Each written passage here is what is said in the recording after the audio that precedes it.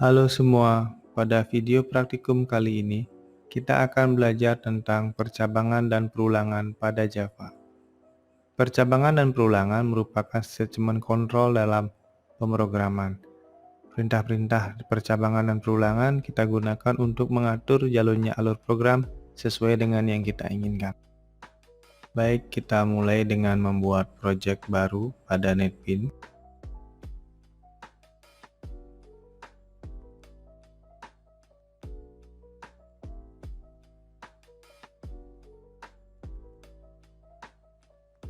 Ketika project baru kita sudah siap, kita akan mulai melakukan pengkodean pada main class project kita. Jadi kita akan mulai melakukan pengkodean pada baris ke-19.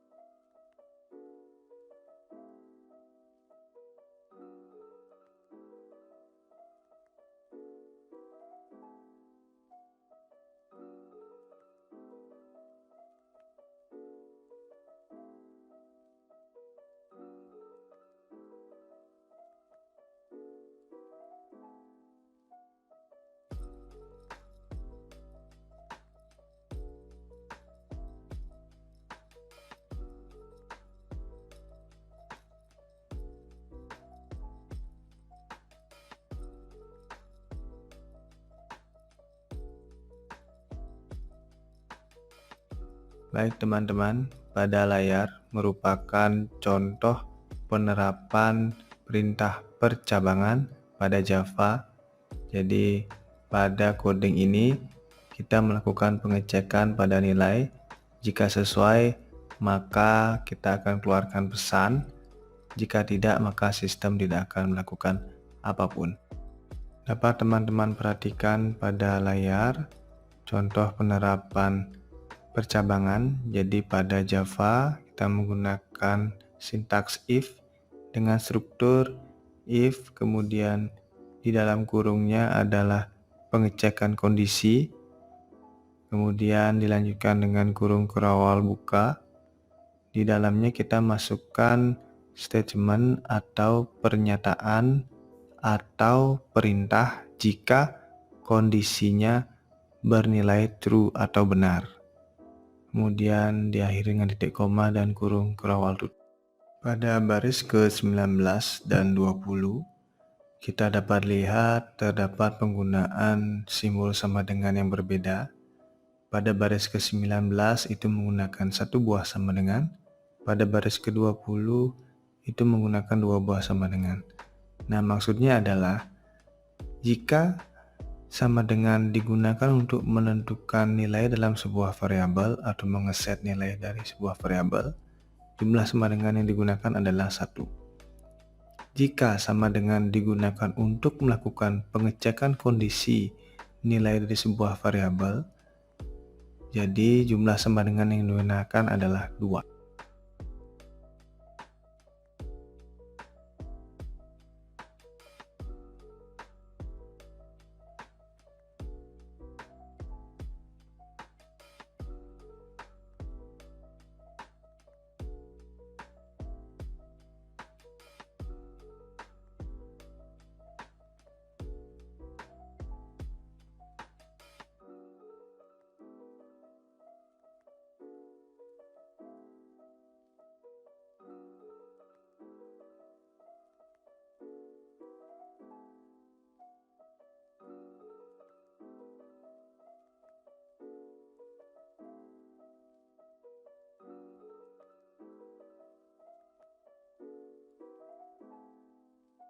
Selanjutnya kita akan melakukan percobaan if-else.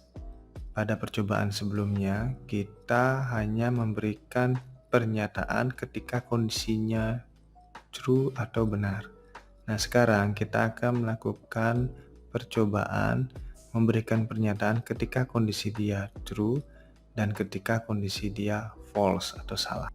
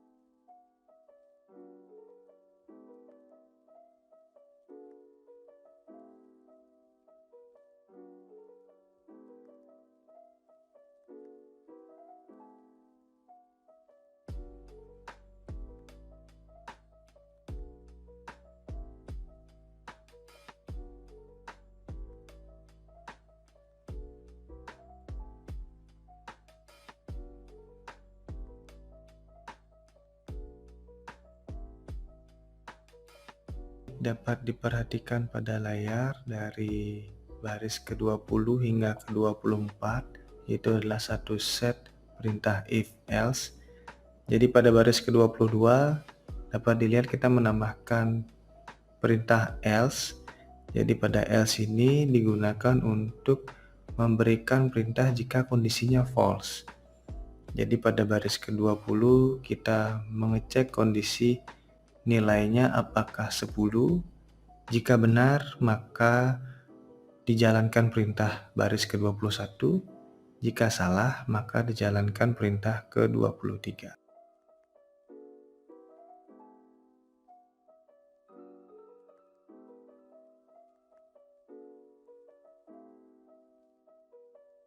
Selanjutnya mari kita coba sekali lagi untuk penerapan if else pada Java. Namun kali ini kita akan kombinasikan dengan metode input yang telah kita coba di video praktikum sebelumnya. Kita akan lakukan pengecekan kondisi berdasarkan inputan dari user.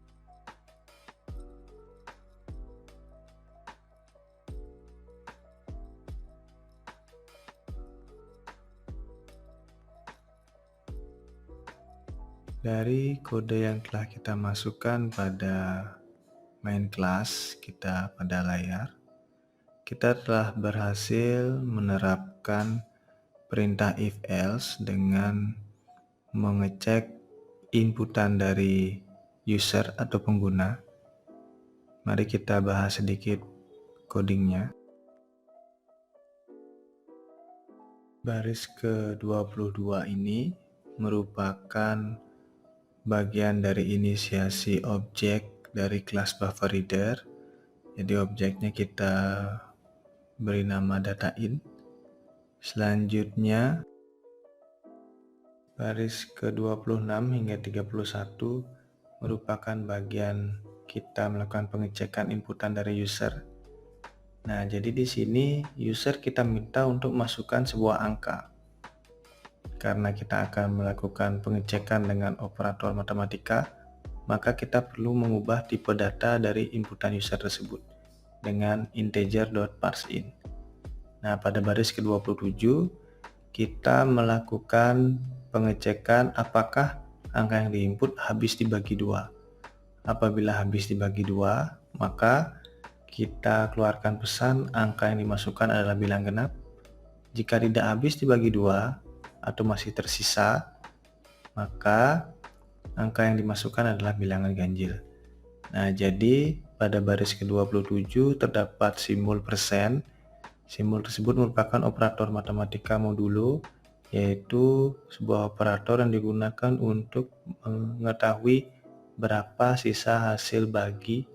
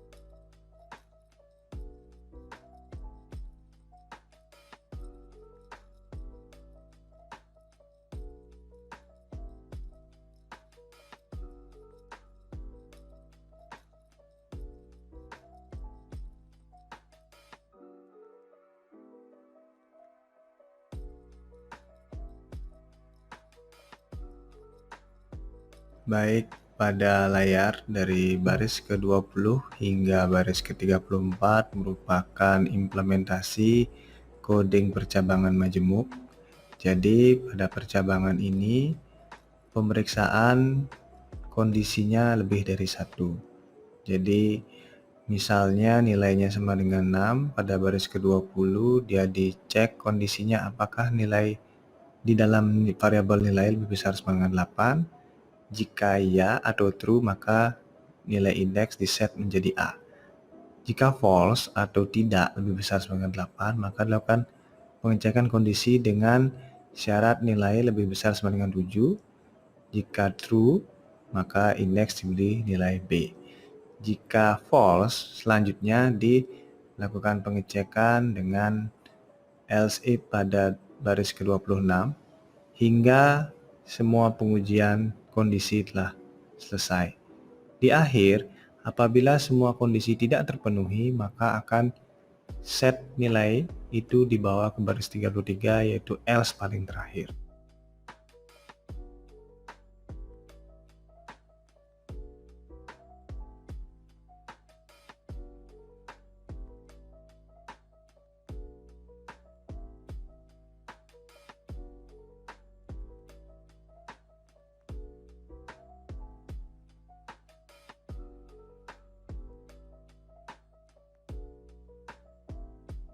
Pada percobaan praktikum di bagian ini, kita akan mencoba penerapan percabangan bersarang pada bahasa pemrograman Java. Jadi percabangan bersarang itu adalah pengujian kondisi dari sebuah nilai yang jika kondisinya benar atau salah, di dalam pernyataan benar salah tersebut ada pengujian lagi. Jadi dalam pengujian ada pengujian kondisi lagi.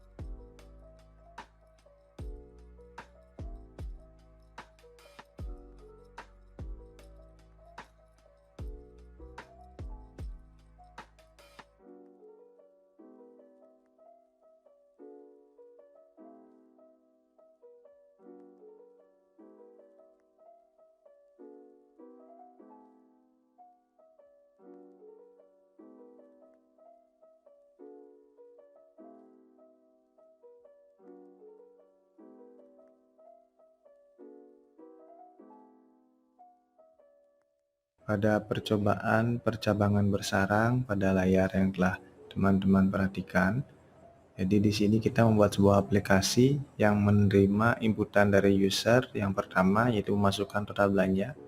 Kemudian yang kedua itu memasukkan apakah memiliki kartu member dengan memasukkan Y atau T. Y artinya punya, T artinya tidak.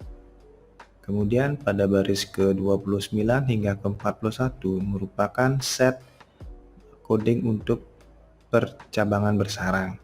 Jadi di 29 kita pertama kali memeriksa apakah jawaban punya kartu member Y atau T. Nah, di sini untuk memeriksa kondisi dengan variabel string itu kita menggunakan equals, bukan sama dengan.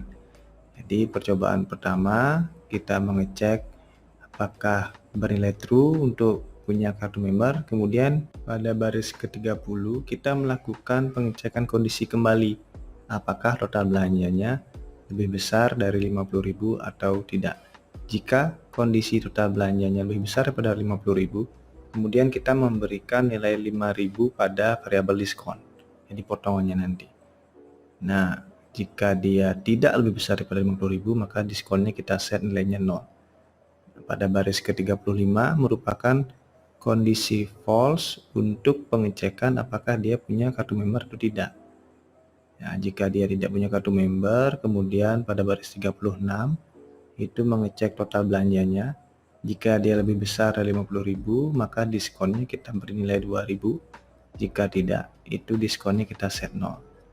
Nah, setelah percabangan tersebut, kemudian pada baris ke-43 itu kita menghitung total bayarnya berapa, di total belanja dikurangi diskon, kemudian kita berikan output berupa keterangan total belanja berapa, diskonnya dapat berapa, kemudian berapa total yang harus dibayar.